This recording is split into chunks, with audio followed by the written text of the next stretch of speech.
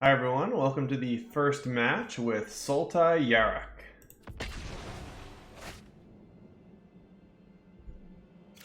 Okay, so we've got a little bit of early ramp here and the Cavalier of Thorns. It's not ideal, but I think it is keepable. Oh, and off the top we're able to find a Risen Reef. Definitely want to grab a green source here with the Fabled Passage.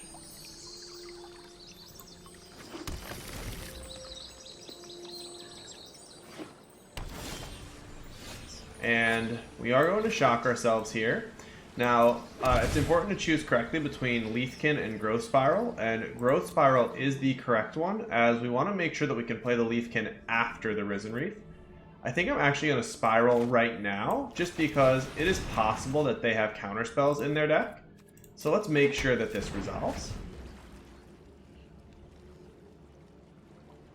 And yeah, I'm not sure exactly what our opponent's up to. It looks like a pretty sweet gate deck, so expecting all of the gate synergy cards out of them. Let's go ahead and grab another green source here.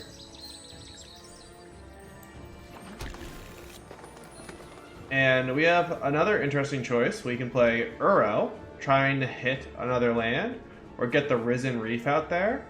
I think it's correct to just get Risen Reef going, since we do have cards that synergize really well with it in hand. There is the Gate Sweeper that we should be aware of, so something to keep in mind. Gates Ablaze. Okay, well now we're definitely going to Uro and hopefully hit a land so we can play the Leafkin Druid.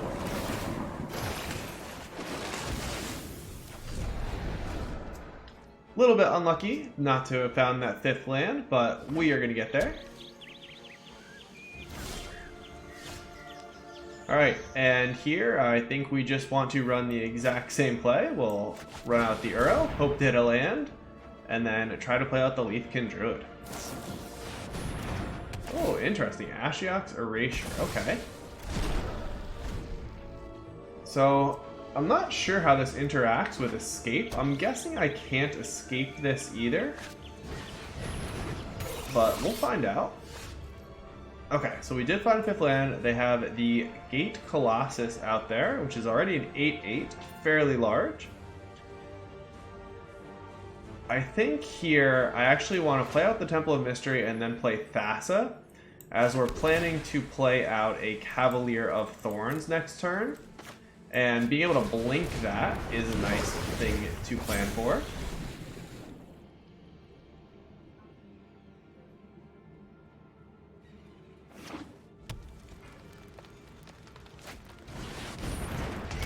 Oh, okay. So, unfortunately, they have gotten rid of our Thassa.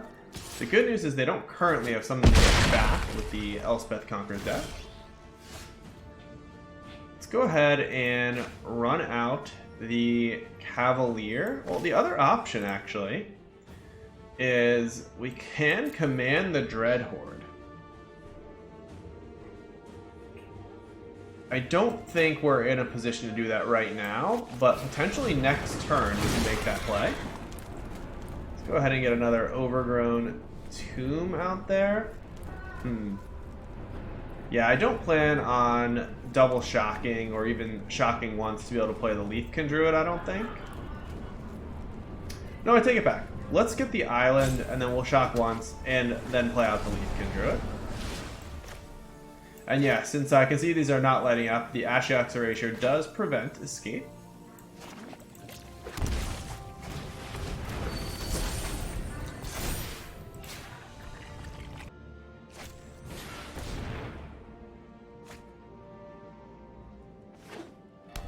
Good news is our opponent is almost out of gas. I know there is the Gate Synergy card that draws them a lot of cards, so I think that's hopefully the one that we need to avoid, and there shouldn't be too much else to worry about.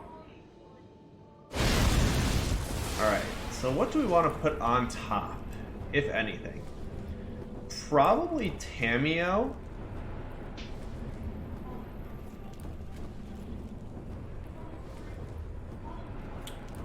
Could also put the Risen Reef on top and quasi-duplicate it to give us blockers and additional lands. Yeah, I like that better. We're gonna go down to 3 here, but this will give us some additional blockers as well. Oh, I take that back. A Gate Colossus is not a card I'm super familiar with, but it can't be blocked by creatures with power 2 or less. So instead of quasi-duplicating it, I think we have to play out the Cavalier of Thorns here. We just need a blocker. And then with this Fabled Passage, we can fetch up a land to play out the Reef.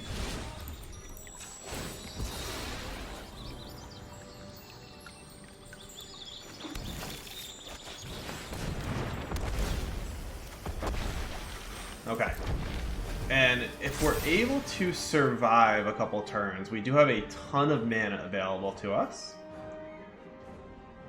We've already churned through half of our deck.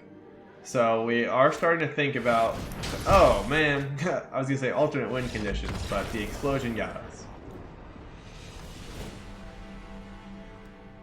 Okay, so against a Gates Ablaze deck, what on earth do we want to bring in?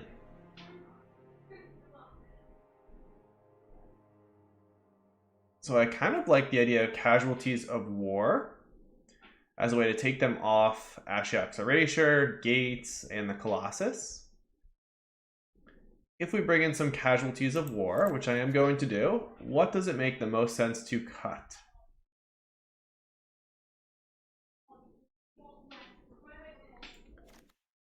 I think I'm just going to go down on one of the quasi-duplicates and one of the Uros here.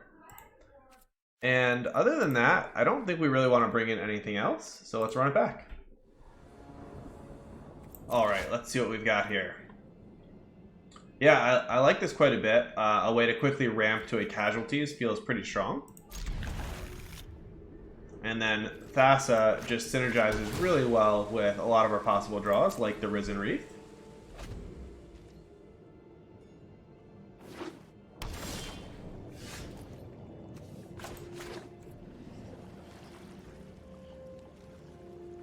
Yeah, I was just thinking it may have been interesting to just use the Fabled Passage there.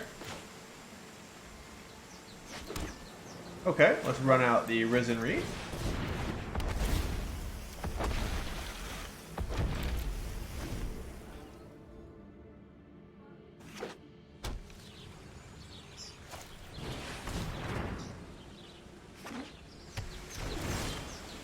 Okay, and I think we're about to get to have quite a bit of fun here. So first, we're going to play Uro.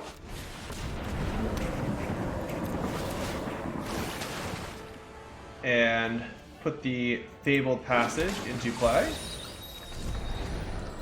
Then we are going to shock and play out the Leafkin Druid.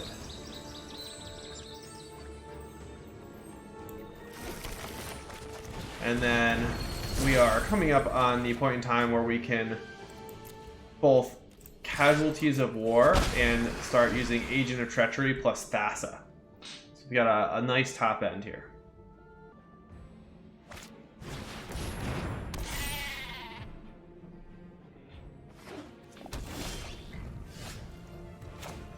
Alright, and I think we probably just want to start stealing their stuff.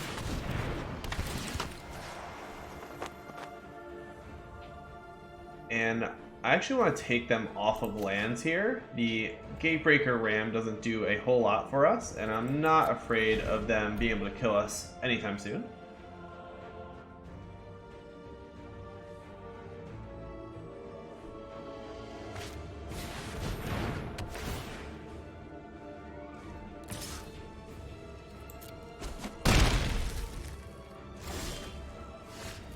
Alright, and I think it is time to get Thassa going.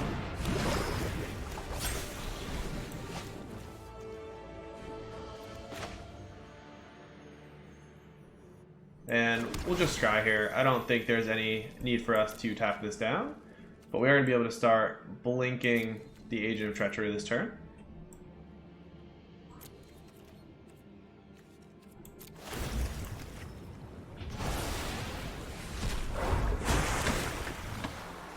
And yeah, we're just going to keep taking them off of lands.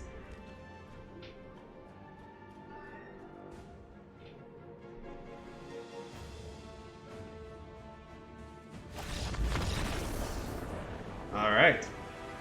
So that went much smoother than game 1. And I still like this game plan overall, so we're going to keep it for game 3. Yeah, unfortunately we don't have a good way to ramp here in only one land, so we've got a mulligan.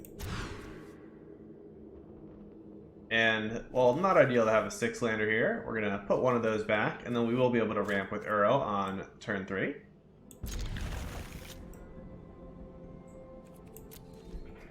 I like having a couple scry lands here as well, because it will help us avoid drawing too many additional lands, hopefully. And Risen Reef is always a welcome sight.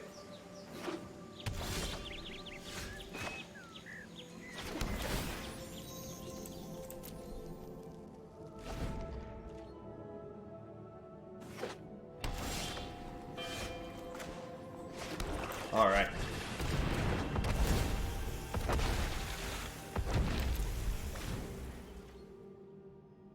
Pretty much off of Risen Reef, you're always hoping to hit a land on top.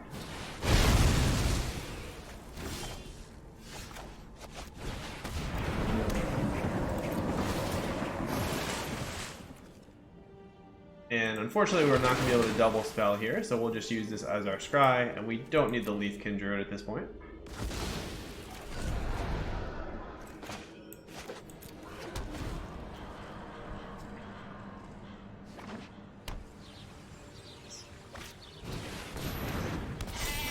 Alright, so that is a large Gatebreaker Ram. Fortunately, we do have the mana to Casualties of War here. I was just making sure we have both double green and double black. Alright, so are there any colors that we can take them off of completely? I feel like it's most important to try to pinch them on blue here, as we saw Ashiok's Erasure game 1.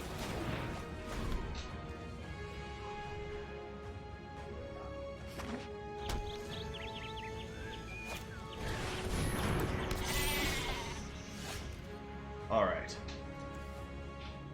Let's start with Risen Reef here.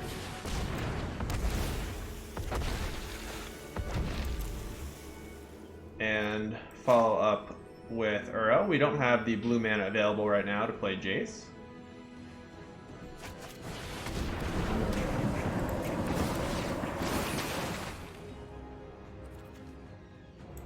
Alright, and hopefully be able to start using Quasi-Duplicate on our next turn will be enough to help us pull completely ahead. We're also very close to bringing back the Uro. We do have to remember that you have Expansion Explosion, so we've got to keep our life total at a reasonably high level.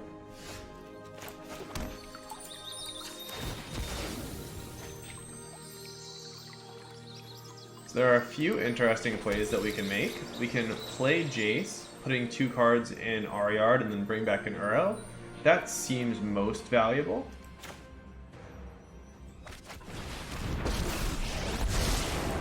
Manipulation of the mind. This will come in handy. Oh, and another Casualties of War is a good draw as well.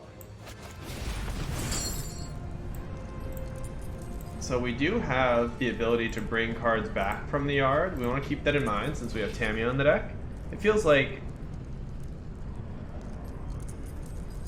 I think I'd most like to keep this Thassa, as we have another Casualties of War as well, although the second Uro is important, so let's get rid of the Thassa here.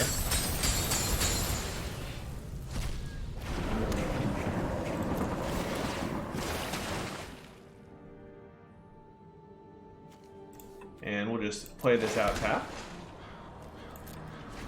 But this does a nice job of buffering our life total as well.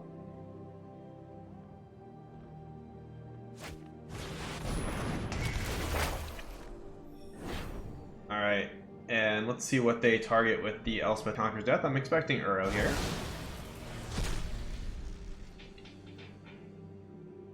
But this is a good reason to have kept the second one in the yard.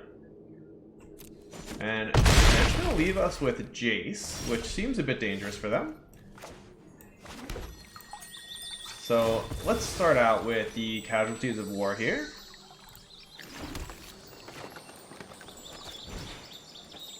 We'll get a land, enchantment, and creature. And we can take them completely off of blue mana here. That prevents them from playing the Guild Summit as well. Let's also draw and put some more cards in our yard. How you played and you did. And do we want to quasi-duplicate or Thassa?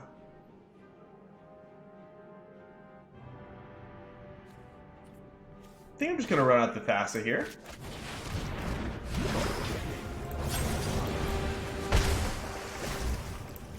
And blink the Risen.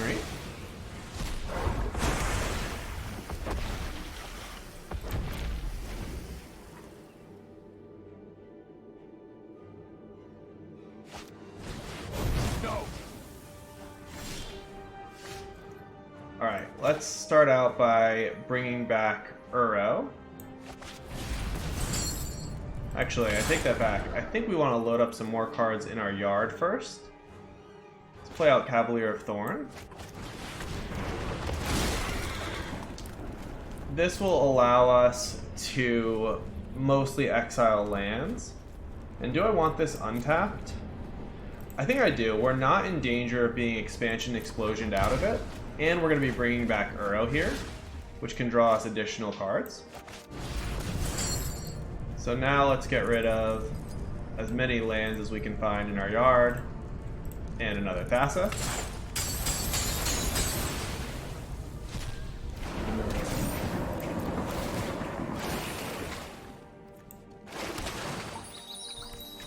See what we can draw off of Jace.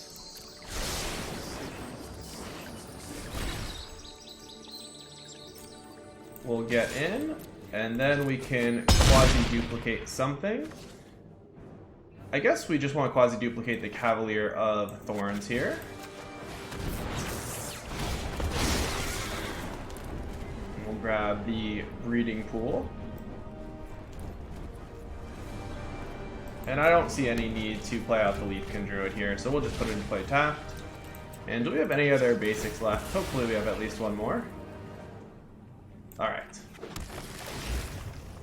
And I think we want to just keep blinking the Cavalier here.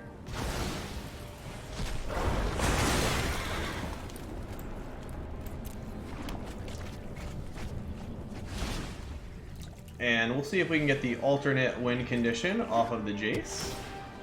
Although, our opponent's not going to let us have that fun. So, first match in the books. Very cool deck, and I look forward to seeing you in a future video.